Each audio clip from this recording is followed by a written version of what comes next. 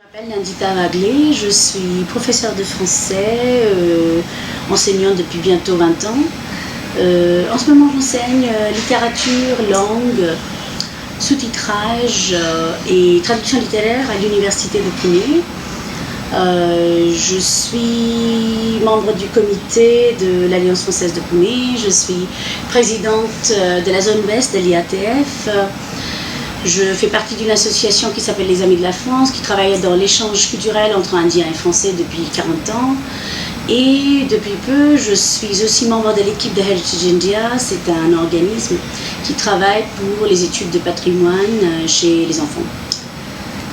Je fais aussi les formations de formateurs et ça c'est quelque chose de très important pour moi, mais ça fait partie de mes fonctions de l'IATF. Du FLE, j'y suis arrivée grâce à un nom auquel j'ai été confrontée à plusieurs reprises dans ma vie, donc surtout vis-à-vis le français. Donc ça a commencé d'abord avec ma mère. À l'âge de 12 ans en Inde, à l'époque, on avait le choix de prendre une langue étrangère ou la langue régionale. Dans mon cas, c'était le marathi. Mais moi qui voulais faire le français, alors j'ai tout de suite eu droit à « Ah non, pas question, tu apprends d'abord ta langue maternelle ». Et ben non, alors le français est resté à côté. Je continue, bon, je finis mes études de bac, etc. Et à l'âge de 18 ans, j'ai enfin commencé à l'université, donc déjà le français, les études de français. Au bout d'un an, j'ai quand même réussi à terminer presque 5 ans de français, que les autres avaient fait déjà à l'école, etc.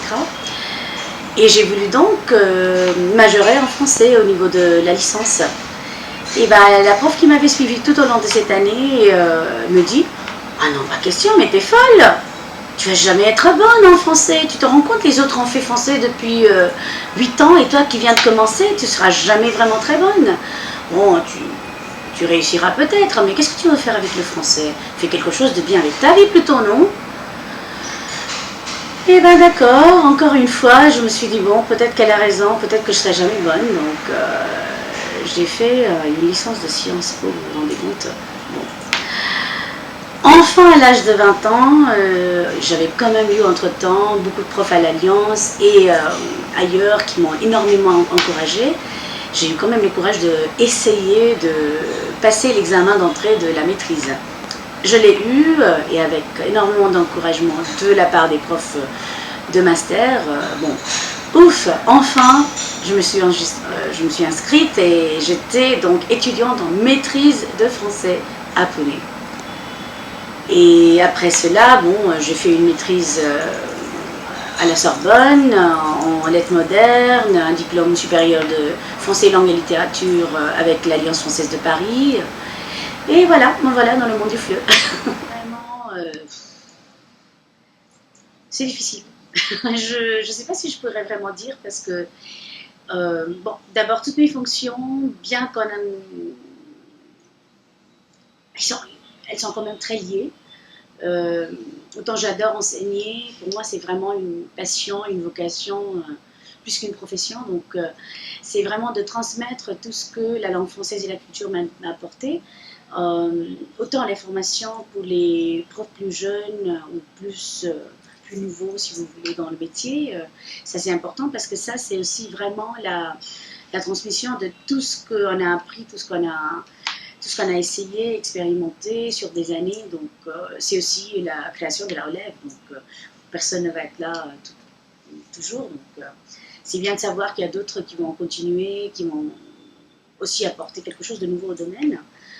En ce qui est de travail associatif, moi je pense que les associations auxquelles je participe me soutiennent énormément dans tout ce que je fais dans le métier même. L'échange culturel par l'Association des Amis de la France, par exemple, ça m'a énormément aidé dans mes études de langue, tout simplement parce que j'ai eu un contact consistant, continu avec des Français qui débarquaient tous les ans, 2 fois par an. Et ben, quoi de mieux pour entretenir la langue parlée. Donc, l'IATF, c'est une association qui m'a formée vraiment dans le travail associatif, dans la solidarité et même jusqu'à la France. Moi, je trouve que la formation de formateurs, des formations continues pour les enseignants de français, etc., c'est vraiment primordial à l'évolution de notre domaine. C'est souvent aussi ce qui manque à la plupart de nos enseignants. d'avoir un soutien continu qui existe à l'accès facile. Et pour moi, les formations ponctuelles, c'est absolument important pour cela. La formation, c'est aussi... bon, tout ça, c'est au niveau pratique, parce que ça augmente la capacité de chaque enseignant assez rapidement. Mais au niveau philosophique et intellectuel, pour moi, la formation, c'est aussi la transmission. Et pour les études de langue, les études de culture, on est là pour ça, on est là pour transmettre quelque chose. Et au long d'une carrière de même 5 ans, 10 ans, 20 ans, on accumule, on collectionne plein de choses, des petites techniques, des astuces, des façons de faire, on poche, on vole, on emprunte, on bricole des choses. Et c'est ça aussi la force de chaque enseignant. C'est ça sa personnalité dans son identité professionnelle. Et c'est ça qu'il faut absolument transmettre, parce que après, c'est pas une question de transmettre de manière uniforme, parce que chacun prend ce qu'il veut de chaque formation, on le modifie et on le retransmet. Et quelque part, ça mène aussi à une réflexion continue sur le domaine, sur l'enseignement, sur l'apprentissage, sur ce que recherchent nos apprenants, parce que nous n'avons pas les mêmes apprenants chacun et chacune. Et quelque part savoir ce que l'autre fait avec une autre demande différente, ça nous aide aussi à nous situer dans notre domaine et dans notre travail. Et cela nous oblige à revoir son propre travail, et ça c'est primordial. Chaque formation qu'on fait à quelqu'un d'autre, c'est aussi un énorme apprentissage. Les défis, il y en a pas mal. Le plus grand défi en ce moment dans notre état du Maharashtra, c'est qu'il y a quand même une certaine politique anti-langue étrangère. Bon, c'est bizarre que je dise ça, parce que c'est plutôt une politique pro-langue régionale, mais ça finit par être anti-langue étrangère, parce qu'on est obligé de choisir au niveau des écoles déjà, donc on perd des établissements scolaires. Au niveau de lycée et de l'université, du coup, on n'a pas évidemment les mêmes nombres d'étudiants, parce qu'ils n'ont pas fait le français ou l'allemand à la base. Il y a aussi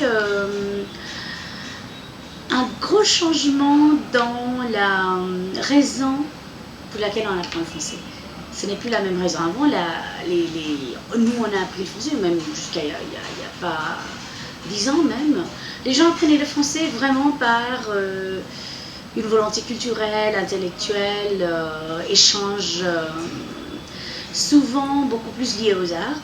Tandis que maintenant, évidemment, dans les 10 dernières années, avec la mondialisation, le français, c'est une des langues les plus importantes au niveau du business, au niveau des entreprises, au niveau de l'industrie, les sciences et techniques. Alors, ce qui fait que, d'une part, on a des étudiants qui sont là, qui ont vachement besoin de la langue française pour leur carrière, pour leur métier, mais qui ne sont pas là forcément par amour de langue. Et donc, la dynamique de cours change énormément. Et on est obligé en tant qu'enseignant de le changer. On n'est pas tous formés forcément pour le faire.